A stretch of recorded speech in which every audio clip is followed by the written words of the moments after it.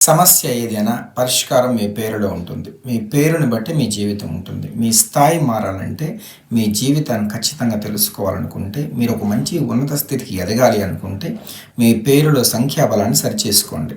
ఎందుకంటే ప్రతి మనిషిని గుర్తించేది పేరుతోనే. అది మీరైనా, నేనైనా, సీఎం అయినా, పీఎం అయినా చివరికి భగవంతుడు కూడా పేరుతో పరిచయం కావాలి. ఆ పేరే కదా అనుకుంటే ప్రయోజనం శూన్యం. సపోజ్ మీరు తులారాశిలో పుట్టారు. 6 లెటర్‌తో పేరుంటుంది.